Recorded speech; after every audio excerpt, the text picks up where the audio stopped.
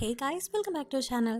അപ്പോൾ ഇന്ന് നമ്മൾ കാണാൻ പോകുന്നത് when life gives you tangerine എന്ന സൗത്ത് കൊറിയൻ ഡ്രാമയുടെ 10th എപ്പിസോഡാണ്. അപ്പോൾ കഴിഞ്ഞ എപ്പിസോഡിൽ യങ് ആകട്ടെ അവളുടെ ലാൻഡ് ഓണറിന്റെ മകളുടെ ബോയ് ഫ്രണ്ടിന്റെ കെയർ ഓഫിൽ ഒരു ജോലിക്ക് കയറിയതും ഏസന്റെയും ക്വൻസിക്കിന്റെയും രണ്ടാമത്തെ മകനായിട്ടുള്ള ഊഞ്ഞങ് ആകട്ടെ ബോ എന്ന ഏസന്റെ ആദ്യത്തെ ബ്ലൈൻഡ് ഡേറ്റിന്റെ മകളെ അവന്റെ വീട്ടിലേക്ക് കൊണ്ടുവന്ന് അവർ തമ്മിലുള്ള റിലേഷൻഷിപ്പ് എല്ലാവരും അറിയുന്നതായിട്ട് നമ്മൾ കഴിഞ്ഞ എപ്പിസോഡിൽ കണ്ടതാണ്. അങ്ങനെ ഈ ഒരു എപ്പിസോഡ് തുടങ്ങുമ്പോൾ ബൂ ആകട്ടെ തന്റെ മകളെ ഇങ്ങനൊരു സാഹചര്യത്തിൽ കണ്ടതിന്റെ ദേഷ്യം ഫുള്ള് അവന്റെ രണ്ടാമത്തെ ഭാര്യയായിട്ടുള്ള ആ ഒരു പാവം സ്ത്രീയുടെ മേല് തീർത്തുകൊണ്ടിരിക്കുകയാണ്. അവളാകട്ടെ ഇതൊന്നും മൈൻഡ് ചെയ്യാണ്ട് ഒരു വീട്ടിലെ കാര്യങ്ങളൊക്കെ നോക്കുന്നതിന്റെ ഇടയിൽ ഈ ബൂവിന്റെ ആദ്യത്തെ ഭാര്യയിൽ ഉണ്ടായിട്ടുള്ള മോൻ വന്നിട്ട് നിങ്ങൾ എന്തൊരു ഫാദർ ആണെന്നും അമ്മേനെ ഇങ്ങനെ ചീത്ത പറയാനായിട്ട് നിങ്ങൾക്ക് യാതൊരു അവകാശവും ഇല്ലെന്നും നിങ്ങളുടെ മകള് അങ്ങനെ പോയിട്ടുണ്ടെങ്കിൽ അതിന് കാരണം നിങ്ങളാണെന്നും അല്ലാതെ അമ്മേനെ വഴക്ക് പറയാനായിട്ട് നിങ്ങൾക്ക് അവകാശമില്ലെന്നൊക്കെ അവനിപ്പോ അങ്ങനെ പറയുന്നുണ്ട്. ഇത് കേട്ടിട്ട് നിന്റെ അച്ഛനെ ധിക്കരിക്കാൻ മാത്രം നിനക്ക് ധൈര്യം ഉണ്ടോ എന്നൊക്കെ ചോദിച്ച് ബൂ ഇപ്പോ ആ കുട്ടിയുടെ അടുത്ത് സംസാരിക്കുമ്പോൾ നിങ്ങൾ രണ്ടുപേരും ഡൈവോഴ്സ് ആയി കഴിഞ്ഞാലും ഞാൻ എന്റെ അമ്മയോടൊപ്പം തന്നെ പോവുള്ളൂ എന്ന് ആ ഒരു കൊച്ച് പറയുന്നുണ്ട്. ഇത് കേട്ട് ദേഷ്യം വന്നിട്ട് ബൂ ചൂലെടുത്ത് അവനെ തല്ലാനായിട്ട് നോക്കുന്ന സമയത്ത് അവനോട് അവിടെ നിന്ന് പോവാൻ പറഞ്ഞിട്ട് അവന്റെ രണ്ടാനമ്മ അങ്ങോട്ടേക്ക് വരുന്നുണ്ട്. കാര്യം അവളുടെ ശരിക്കത്തുള്ള മകനല്ല അവനെങ്കിലും തന്റെ സ്വന്തം കുട്ടീനെ നോക്കുന്ന പോലെയാണ് അവള് ഇത്രയും നാളും അവനെ നോക്കിക്കൊണ്ടിരുന്നത്. മാത്രല്ല ഈ ബൂ എന്ന് പറയുന്ന ഇയാളെ കെട്ടിയത് മുതൽ വളരെ സാഡ് ആയിട്ടുള്ള ഒരു ലൈഫായിരുന്നു അവൾക്ക് ലീഡ് ചെയ്യേണ്ടി വന്നിട്ടുണ്ടായിരുന്നത്. പക്ഷെ ഇപ്പൊ തന്നെ ബൂ ഇത്രയൊക്കെ പറഞ്ഞിട്ടും അവനോട് മറിച്ച് ദേഷ്യത്തോടെ ഒരു വാക്ക് പോലും സംസാരിക്കാതെ വളരെ കാമായിട്ട് സൈലന്റ് ആയിട്ട് അതൊക്കെ കേട്ടിട്ട് വീണ്ടും അവളുടെ കാര്യം നോക്കി അവള് പോകുന്നുണ്ട്. അങ്ങനെ പിന്നീട് ബൂവിന്റെ മൂത്ത മോൻ പോയിട്ട് ഹിയോൺ എന്ന അവന്റെ പെങ്ങളുടെ അടുത്ത് ചെന്നിട്ട് നീ എന്ത് പരിപാടിയാണ് കാട്ടിയെന്നും സത്യങ്ങളൊന്നും നിനക്ക് അറിയാത്തോണ്ടാണ് നീ ആ ഒരു ചെക്കൻ എന്നെ പ്രണയിച്ചതെന്നും അതറിഞ്ഞു കഴിഞ്ഞാൽ നീ ആകെ എംബറാസ്ഡ് ആകുമെന്നും അവളുടെ അടുത്ത് പറയുന്നുണ്ട്. ശരിക്കും ബൂവിന്റെ ആദ്യത്തെ ബ്ലൈൻഡ് ഡേറ്റ് ആയിട്ട് വന്നത് അവളുടെ ബോയ് ഫ്രണ്ടിന്റെ അമ്മയായിട്ടുള്ള ഏസൺ ആയിരുന്നു എന്നാണ് അവളുടെ ആ ഒരു ബ്രദർ പറയാൻ വന്നതെങ്കിലും പിന്നീട് ആ ഒരു ഫാമിലി ആയിട്ടുള്ള റിലേഷൻഷിപ്പ് ഒന്നും നമുക്ക് സെറ്റ് ആവില്ലെന്ന് പറഞ്ഞ് ഇനിയെങ്ങാനും അവനെ നിന്റെ ഒപ്പം കാണുകയാണെങ്കിൽ അവനെ ഞാൻ കൊന്നുകളയെന്ന് ഭീഷണിപ്പെടുത്തിയിട്ടാണ് പിന്നീട് അവൻ ഹിയോങ്ങിന്റെ അടുത്ത് നിന്ന് പോകുന്നത്. അങ്ങനെ അടുത്ത സീനിൽ നമ്മൾ കാണുമ്പോൾ ഒരു കടലിന്റെ സൈഡിൽ ഇരുന്നിട്ട് ഹിയോങ് ആകെ കരഞ്ഞുകൊണ്ടിരിക്കെ ഉണ്മയോങ് അവളുടെ ഫേസിൽ നിറച്ച് മുറിവും അടികിട്ടിയ പാടുകളൊക്കെ ആയിട്ട് അവളുടെ അടുത്തേക്ക് വന്നിട്ട് ഈ ഒരു റിലേഷൻ എൻഡ് ചെയ്യാന്ന് പറഞ്ഞ് അവളുമായിട്ട് ബ്രേക്കപ്പ് ചെയ്യാനായിട്ട് ശ്രമിച്ചുകൊണ്ടിരിക്കുകയാണ്. ഈ സമയത്ത് കരഞ്ഞുകൊണ്ട് തന്നെ നമുക്ക് ഈ ഒരു റിലേഷൻ നിർത്തണ്ടെന്നും എനിക്ക് നിന്നെ അത്ര ഇഷ്ടമാണെന്നും ഹിയോങ് പറയുന്നുണ്ടെങ്കിലും എനിക്ക് നിന്റെ ചേട്ടന്മാരെ പേടിയാണെന്നും എന്റെ ചേട്ടന്മാരുടെ ഫ്രണ്ട്സൊക്കെ ഗുണ്ടകളാണെന്നും അവരാണ് എന്നെ ഈ ഒരു കോലത്തിലാക്കിയെന്നും ഇനി കല്യാണം കൂടി നമ്മൾ കഴിക്കുകയാണെങ്കിൽ അവരെന്നെ കൊല്ലാൻ പോലും മടിക്കില്ലെന്നൊക്കെ പറഞ്ഞ് അവരാകെ വേദനിച്ച് കരഞ്ഞ് അവളോട് ഈ ഒരു റിലേഷൻ നിർത്താമെന്ന് പറയുന്നുണ്ടെങ്കിലും ഉള്ളിൻ്റെ ഉള്ളില് ഉണ്മിയോങ്ങിനും ഹിയോങ്ങിനെ വളരെ ഇഷ്ടമായിരുന്നു. ഈ ഒരു സമയത്ത് തങ്ങൾക്ക് ഇനി ഒരിക്കലും വീട്ടിൽ നിൽക്കാൻ പറ്റില്ലെന്നും അവളുടെ അച്ഛൻ ഇതിലും സീനാണെന്നും അയാളിപ്പോ ബെഡ്റൂമിന്റെ വാതിൽ പോലും തല്ലി പൊളിച്ച് തനിക്കൊരു പ്രൈവസി പോലും വീട്ടിൽ തരുന്നില്ലെന്നൊക്കെ പറഞ്ഞ് അവളിപ്പോ ഉണ്മിയോങ്ങിന്റെ അടുത്ത് നമുക്ക് ഒളിച്ചോടിയാലോ എന്ന് ചോദിക്കുന്നുണ്ട്. ഇതേ സമയത്ത് പണ്ട് ഏസനും ക്വൻസിക്കും കൂടി ഇങ്ങനെ ഒരു തീരുമാനത്തിലേക്ക് എത്തിയത്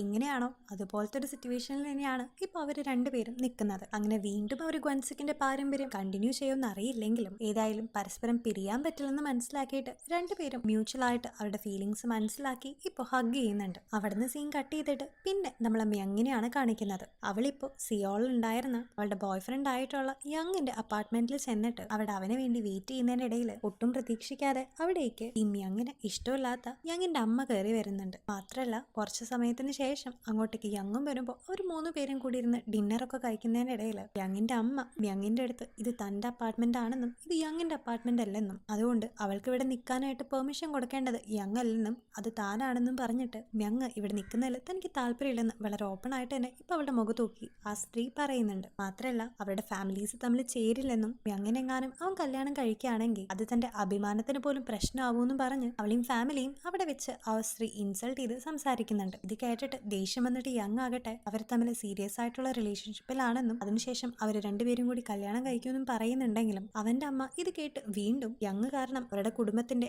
മാനവും പ്രൈഡൊക്കെ പോകുന്നു പറഞ്ഞ് അവന്റെ മുമ്പിൽ വെച്ച് തന്നെ വീണ്ടും പാവം യങ്ങിനെ ഹേർട്ട് ചെയ്ത് സംസാരിക്കുന്നുണ്ട്. യങ്ങിനാകട്ടെ ഇതൊക്കെ കേട്ട് ദേഷ്യം വരുന്നുണ്ടെങ്കിലും ആ ഒരു ലേഡിയുടെ മുമ്പിൽ വെച്ച് അവളൊന്നും പറഞ്ഞില്ലെങ്കിലും പിന്നീട് വീട്ടിൽ നിന്ന് ഇറങ്ങുമ്പോൾ അവൾ യങ്ങിന്റെ അടുത്ത് വളരെയധികം ദേഷ്യപ്പെടുന്നുണ്ടെങ്കിലും യങ് അവൾ ഓരോ കാര്യങ്ങളൊക്കെ പറഞ്ഞ് സമാധാനിപ്പിച്ച് അവളെ കാറിലേക്ക് കയറ്റി വീട്ടിലേക്ക് കൊണ്ടുപോകുമ്പോൾ അവളാകട്ടെ ഇപ്പോഴും നിന്റെ അമ്മ എന്തുകൊണ്ടാണ് എന്നോടും എന്റെ ഫാമിലിയോടും ഇങ്ങനെയൊക്കെ ബിഹേവ് ചെയ്യുന്നതെന്ന് ചോദിച്ച് സ്വന്തം ഭാര്യയ്ക്ക് വേണ്ടി സ്വന്തം ഫാമിലിയെ പോലും ഉപേക്ഷിച്ച് എന്റെ ഭാര്യയുടെ മാനവും അഭിമാനവും ഒക്കെ പ്രൊട്ടക്ട് ചെയ്ത ഒരു ഹസ്ബൻഡാണ് തന്റെ അച്ഛനെന്നും നീ ഒരിക്കലും അതുപോലെയല്ലെന്നും ഇപ്പൊ അവന്റെ മുഖത്ത് നോക്കിയിട്ട് മ്യങ് പറയുന്നുണ്ട്. അങ്ങനെ പിന്നീട് നമ്മൾ കാണുന്നത് ആ ഒരു പാർട്ട് ടൈം ജോബിൽ ഇരിക്കുന്ന എങ്ങനെയാണ്. ഈ സമയത്ത് പുറത്ത് ഒരു ലേഡി വന്നിട്ട് കുറെ ടിക്കറ്റുകളൊക്കെ മറച്ചു വെക്കുന്നുണ്ടെന്ന് അവളുടെ ഒരു കോവർക്കർ പറയുന്നുണ്ടെങ്കിലും പിന്നീട് അവൾ പുറത്തു പോയിട്ട് നോക്കുന്ന സമയത്ത് ആ സ്ത്രീയാകട്ടെ ആ ഒരു പെയിന്റിങ്സിനെ കുറിച്ചാണ് സംസാരിക്കുന്നതെന്നും അവിടെ നമ്മുടെ ഗൂയങ് വരച്ച പെയിന്റിങ്സ് ഒക്കെ അവിടെയുള്ള കസ്റ്റമേഴ്സിനൊക്കെ കാണിച്ചിട്ട് അതൊക്കെ എങ്ങനെയുണ്ടെന്നും ഒറിജിനൽ പോലെ തന്നെയല്ലേ ആ ഒരു പിക്ചേഴ്സ് ഉള്ളതെന്നൊക്കെ പറഞ്ഞ് ഇത് വരച്ച ആള് അത്രയും ടാലന്റഡ് ആണെന്നൊക്കെ അവരുടെ മുമ്പിൽ വെച്ച് ഇങ്ങനെ പറഞ്ഞുകൊണ്ടിരിക്കുന്നുണ്ട്. അതേ സമയത്ത് തന്നെ അവരുടെ ഓണർ അങ്ങോട്ടേക്ക് വന്നിട്ട് ഈ ടിക്കറ്റുകളൊക്കെ മറച്ചു വെക്കുന്നവരെ ചീത്ത പറയുന്നതിന്റെ ഇടയിൽ ഒരു സ്ത്രീ ആകട്ടെ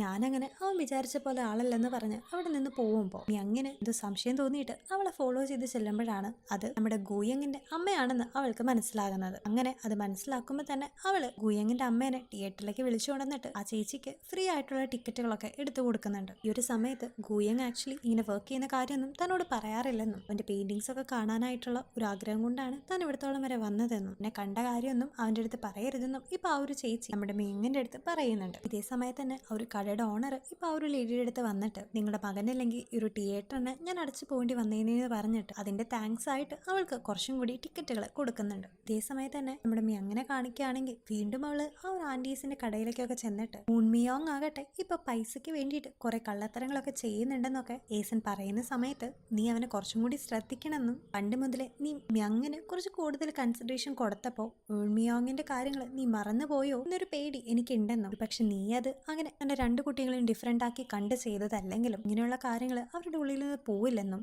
അതുകൊണ്ട് കുറച്ചും കൂടി നീ നിന്റെ മകനെ മനസ്സിലാക്കാനായിട്ട് ശ്രമിക്കണമെന്നും ഇപ്പോ ആ ഒരു ആന്റിമാര് നമ്മുടെ ഏസനെ ഉപദേശിച്ചു കൊടുക്കുന്നുണ്ട്. ഈ ഒരു സമയത്തൊക്കെ തന്റെ ഭാഗത്തു നിന്ന് വന്ന തെറ്റുകൾ ഏസൻ മനസ്സിലാക്കുന്നുണ്ട്. അങ്ങനെ വീണ്ടും നമ്മൾ തിയേറ്ററിലൊക്കെ കാണിക്കുകയാണെങ്കിൽ ഗൂയങ്ങിന്റെ അമ്മ ആദ്യമായിട്ടാണ് ഇങ്ങനെ തിയേറ്ററിലൊക്കെ ഇരുന്ന് ഒരു സിനിമ കാണുന്നത്. മാത്രമല്ല അതിന് കാരണക്കാരി യോങ് ആണെന്ന് പറഞ്ഞിട്ട് അവനിപ്പോ അവളുടെ അടുത്ത് താങ്ക്സ് ഒക്കെ ചോദിക്കുന്നുണ്ട്. മാത്രമല്ല ഇതുവരെ അവൻ അവന്റെ കാര്യങ്ങളൊക്കെ ശ്രദ്ധിച്ച് മുമ്പോട്ട് പോയപ്പോ എന്റെ അമ്മയുടെ ഇങ്ങനത്തെ ചെറിയ ചെറിയ ആഗ്രഹങ്ങൾ പോലും തനിക്ക് കാണാനായിട്ട് സാധിച്ചില്ലെന്നും അത് കാട്ടി തന്നതും മ്യങ് ആണെന്ന് പറഞ്ഞ് വീണ്ടും അവൻ അവളെ കൺഗ്രാജുലേറ്റ് ചെയ്യുമ്പോൾ ഇതിന്റെ എല്ലാത്തിന്റെയും പകരമായിട്ട് തന്റെ ഒരു ഫോട്ടോ വരച്ചു തരാമോ എന്ന് ഇപ്പൊ അവള് തമാശക്ക് അവന്റെ അടുത്ത് പറയുമ്പോൾ അവൻ തിരിച്ച് വേറൊരു തമാശ പറയുന്നുണ്ടെങ്കിലും ഇത് ആക്ച്വലി ഒരു തമാശയാണെന്ന് പോലും മ്യങ്ങിന് മനസ്സിലാക്കാൻ പറ്റാത്ത വിധത്തില് ഇത്രയും ഇന്നസെന്റ് ആയിട്ടുണ്ടായിരുന്ന ഒരാളായിരുന്നു ഈ ഗൂയങ്. അങ്ങനെ അതിനുശേഷം ഒരു ലേഡി ആകട്ടെ മ്യങ്ങിനെ അവളുടെ വീട്ടിലേക്കൊക്കെ വിളിച്ചുകൊണ്ട് പോയിട്ട് ഒരു ബുക്ക് സ്റ്റോളൊക്കെ നടത്തുന്ന അവള് മ്യങ്ങിന് അവൾക്ക് പഠിക്കാനായിട്ടുണ്ടായിരുന്ന കുറെ ബുക്കുകളൊക്കെ ഫ്രീ ആയിട്ട് തന്നെ കൊടുക്കുന്നുണ്ട്. എനിക്ക് വേണ്ടി അവൾ ചെയ്തു തന്നത് അങ്ങനെ ചെറിയൊരു കാര്യമല്ലെന്നും മ്യങ് അവൾക്ക് വേണ്ടി ചെയ്തു കൊടുത്തത് അവൾ അത്രമാത്രം ഹാപ്പി ആക്കിയെന്നും അതിന്റെ റിവാർഡായിട്ട് ഈ ബുക്കുകളൊക്കെ നീ എടുത്തോളാനും പറഞ്ഞിട്ട് കുറെ ബുക്കുകൾ ഇപ്പൊ ആ ഒരു ലേഡി അവൾക്ക് ഫ്രീ ആയിട്ട് കൊടുക്കുന്നുണ്ട്. മാത്രമല്ല അത് ഒരുപാട് ബുക്കുകൾ ഉള്ളതുകൊണ്ട് ഇപ്പോൾ എന്റെ മകനായ ഗൂയങ്ങിനോട് തന്നെ അത് ക്യാരി ചെയ്ത് അവളുടെ വീട്ടിലേക്ക് എത്തിക്കാനായിട്ടും ആ ഒരു ലേഡി ആവശ്യപ്പെടുന്നുണ്ട്. അങ്ങനെ പോകുന്ന വഴിയിൽ അവർ ഫുഡ് കഴിക്കാനായിട്ട് കയറുന്ന സമയത്ത് ശരിക്കും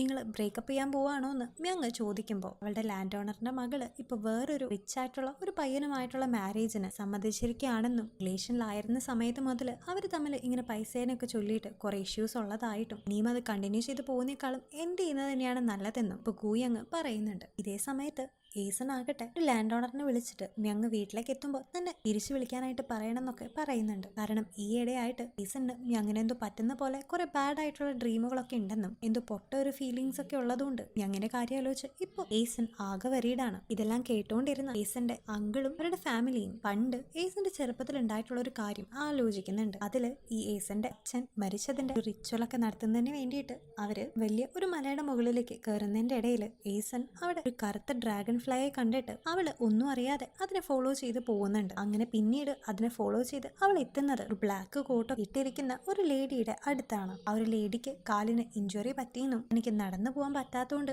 ആ ഒരു കടയിലേക്ക് പോയിട്ട് തനിക്ക് ഈ ഒരു നോട്ട് ചേഞ്ചസ് ആക്കി തരുമെന്ന് ഒരു ലേഡി ആവശ്യപ്പെടുമ്പോൾ ഏസൻ ആകട്ടെ അത് കേട്ടിട്ട് പാവല്ലേ എന്ന് വിചാരിച്ച് ഓക്കെ പറയുന്നുണ്ട്. അങ്ങനെ അവൾ ഓടിപ്പോയിട്ട് ചേഞ്ചസ് ഒക്കെ ആക്കി കൊണ്ടുവന്ന് ആ ഒരു ലേഡിക്ക് കൊടുക്കുമ്പോൾ ഇനി അപ്പുറത്തേക്ക് പോയിട്ട് അവിടെ ഒരു ക്യാബേജ് ഒക്കെ വിൽക്കുന്ന ഒരു ട്രക്ക് ഉണ്ടെന്നും അയാളുടെ കയ്യിൽ നിന്ന് ഒരു ക്യാബേജ് കൂടി എനിക്ക് വാങ്ങിച്ചു തരാണെങ്കിൽ നിനക്ക് ഞാൻ പൈസയും തരാമെന്ന് പറഞ്ഞിട്ട് വീണ്ടും ആ ഒരു ലേഡി ഏസനെ പറഞ്ഞു വിടുമ്പോൾ പക്ഷെ ആ ഒരു പൈസ കിട്ടുകയാണെങ്കിൽ തന്റെ അമ്മേനെ ഹെൽപ്പ് ചെയ്യാമെന്ന് വിചാരിച്ച് ഏസൻ അതിനും സമ്മതിച്ച് അങ്ങോട്ടേക്ക് ഓടി പോകുന്നുണ്ട്. അതേ സമയത്ത് ഏസൻ വരുന്നത് കാണുന്ന ആ ഒരു ട്രക്ക് ഡ്രൈവർ ഇപ്പൊ വാതിൽ തുറന്ന് അവളെ കിഡ്നാപ്പ് ചെയ്ത് കൊണ്ടുപോകാനായിട്ട് റെഡി ആയിട്ട് നിൽക്കുന്ന ആ ഒരു സമയത്ത് തന്നെ എന്തോ ഭാഗ്യത്തിന് ഓടി വന്നുകൊണ്ടിരുന്ന ഏസനെ പെട്ടെന്ന് അവളുടെ അമ്മ കയറി പിടിച്ചിട്ട് നീ എന്താണ് ഇവിടെ കാണിക്കുന്നതെന്ന് ചോദിക്കുന്നുണ്ട്. ഇതേ സമയത്ത് തന്നെ ആ ഒരു ട്രക്ക് ഡ്രൈവർ വേഗം തന്നെ അവന്റെ വണ്ടി എടുത്ത് അവിടെ നിന്ന് പോകുന്നുണ്ട്. അങ്ങനെ പിന്നീട് നടന്ന കാര്യങ്ങളൊക്കെ അമ്മേന്റെ അടുത്ത് പറയുമ്പോൾ ഈ ഒരു ബ്ലാക്ക് തുമ്പി നമുക്ക് ബാഡ് ലക്ക് ആണെന്നും അത് നമുക്ക് മരണം കൊണ്ടുവരുന്ന ഒന്നാണെന്നും അമ്മ ഇപ്പൊ അവൾക്ക് പറഞ്ഞു കൊടുക്കുന്നുണ്ട്. ഇതിലൂടെ തന്നെ ഒരു ട്രക്ക് ഡ്രൈവർ ശരിക്കും ഇവളെ പിടിക്കാൻ വന്നതാണെന്നും അവളുടെ അമ്മ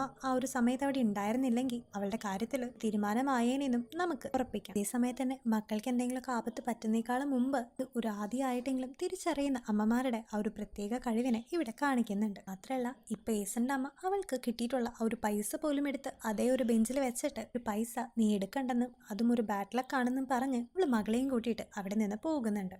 അങ്ങനെ പിന്നീട് നമ്മൾ പ്രസന്റിലേക്ക് കാണിക്കുകയാണെങ്കിൽ ഇപ്പൊ നമ്മുടെ ഏസനും അങ്ങനെ എന്തോ ഒരു ബാഡ് ഫീലിംഗ് വന്നിട്ട് അവള് ആ ഒരു നൈറ്റ് തന്നെ മിയോങ്ങിനെ വിളിച്ചിട്ട് അവൾ അവിടെ ഓക്കെ ആണോ എന്നും അവൾക്ക് എന്തെങ്കിലും പ്രശ്നമുണ്ടോ എന്നൊക്കെ ചോദിച്ച് അകവരീഡായിട്ട് സംസാരിക്കുമ്പോൾ താനിപ്പോ അങ്ങനെ കൊച്ചുകുട്ടിയല്ലെന്നും അമ്മ ഇങ്ങനെ ഓരോ കാര്യങ്ങളൊന്നും ആലോചിച്ച് ടെൻഷൻ അടിച്ച് വെറി ചെയ്ത് എന്നെ വിളിക്കണ്ടെന്നൊക്കെ ഇപ്പൊ മിയോങ് പറയുമ്പോൾ അത് കേട്ട് ആകെ ഒരു സമാധാനമില്ലാതെ അവള് അന്ന് നൈറ്റ് കിടക്കുന്നുണ്ട്. പക്ഷെ അതിന്റെ ഇടയിൽ പണ്ടുണ്ടായിട്ടുള്ള ആ ഒരു ഇൻസിഡൻസ് ഒക്കെ ഒരു ഡ്രീം പോലെ ഇപ്പൊ ഏസിന്റെ മൈൻഡിലേക്ക് വരുന്നുണ്ട്. അന്ന് ഡോങ് മരിച്ച ദിവസം മിയങ് സൈക്കിളിൽ നിന്ന് വീണ് അമ്മ എങ്ങനെയെങ്കിലും എന്നെ രക്ഷിക്കണമെന്ന് പറഞ്ഞ് കരഞ്ഞതും ഡോങ് ഹഗ് ചെയ്യണമെന്ന് പറഞ്ഞിട്ടും ആദ്യം മിയങ്ങിനെ തേടി അവള് പോയെങ്കിലും പിന്നീട് ഡോങ്ങിന്റെ അടുത്ത് തിരിച്ചു വന്നിട്ട് താൻ ചേച്ചിയെ കണ്ടുപിടിച്ചിട്ട് മോന്റെ അടുത്തേക്ക് തിരിച്ചു വരാമെന്ന് പറഞ്ഞ് അവനെ ആശ്വസിപ്പിക്കുന്നതും സമാധാനിക്കുന്നതൊക്കെ അവളങ്ങനെ ഒരു ഡ്രീമിലൂടെ കണ്ടുകൊണ്ടിരിക്കുന്നുണ്ട്. അവളങ്ങനെ തങ്ങളുടെ കുട്ടികൾക്ക് എന്തൊക്കെയോ പ്രോബ്ലംസ് ഉണ്ടാവുന്നതായിട്ട് സ്വപ്നം കണ്ട് ആകെ വേർത്ത് കുളിച്ച് കിടക്കുമ്പോൾ അതേ സമയത്ത് തന്നെ നമ്മുടെ മിയങ് ആകട്ടെ നമ്മൾ നേരത്തെ പറഞ്ഞതുപോലെ ആ ഒരു ഡോറിന്റെ ലോക്കിന് ചെറിയൊരു കംപ്ലൈന്റ് ഉള്ളതുകൊണ്ട് ആ ഒരു റൂമിൽ അവള് ഒറ്റപ്പെട്ടു പോയിന്ന് മാത്രമല്ല വളരെ തണുപ്പായിരുന്ന സമയത്ത്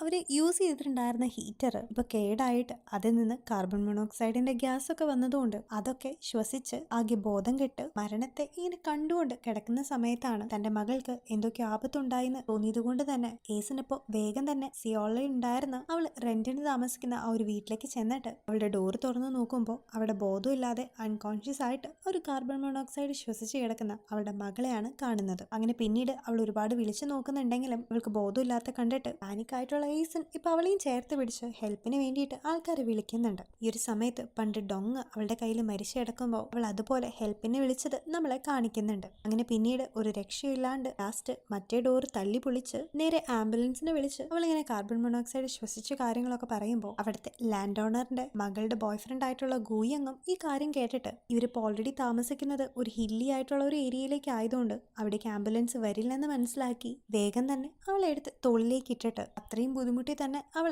സേഫ് ആയിട്ട് താഴേക്ക് എത്തിക്കുന്നുണ്ട്. ഇതേ സമയത്ത് തന്നെ പാസ്റ്റിലും അവളുടെ മക്കൾക്ക് ഇങ്ങനെ ഓരോ ആപത്തുകളൊക്കെ വരുന്ന സമയത്ത് ഇങ്ങനെയായിരുന്നു ഏസിനെ പണ്ട് അവളുടെ അമ്മ രക്ഷിച്ചതുപോലെ ഏസിനും അവളുടെ മക്കൾക്ക് ഒരു ആപത്തൊക്കെ വരുന്ന സമയത്ത് റൈറ്റ് ആയിട്ട് ഉള്ള സമയത്ത് തന്നെ അവരെ പോയിട്ട് രക്ഷിക്കുന്നത് നമ്മളെ കാണിക്കുന്നുണ്ട്. അങ്ങനെ ഇതെല്ലാം ആലോചിച്ച് ഒരു ഹോസ്പിറ്റലിന്റെ മുമ്പിൽ പ്രാർത്ഥനയോടെ ഇരിക്കുന്ന ഏസിനെ കാണിച്ച് ഇന്നത്തെ ഒരു എപ്പിസോഡ് ഇവിടെ എൻഡ് ചെയ്യാണ്. സോ ഗൈസ് നമ്മുടെ മിയങ്ങിന് എന്തെങ്കിലും പറ്റിയോന്നൊക്കെ അടുത്ത എപ്പിസോഡിൽ കൂടെ നമുക്ക് കണ്ടറിയാം. പക്ഷെ ഇതിലിവർ കാണിച്ചിരിക്കുന്ന പോലെ തന്നെ ഇങ്ങനെ മക്കൾക്ക് എന്തെങ്കിലുമൊക്കെ ആപത്ത് വരുമ്പോൾ അത് പ്രെഡിക്റ്റ് ചെയ്യാനായിട്ടുള്ള ഒരു കഴിവ് ചില അമ്മമാർക്കൊക്കെ ഉണ്ടെന്ന് ഞാൻ കേട്ടിട്ടുണ്ട്. സോ നിങ്ങൾക്കും അങ്ങനെയുള്ള എക്സ്പീരിയൻസസ് ഒക്കെ ഉണ്ടെങ്കിൽ ഒന്ന് ഷെയർ ചെയ്യണേ. അപ്പോൾ അടുത്ത എപ്പിസോഡായിട്ട് നാളെ വീണ്ടും കാണാം. Till then take care and by.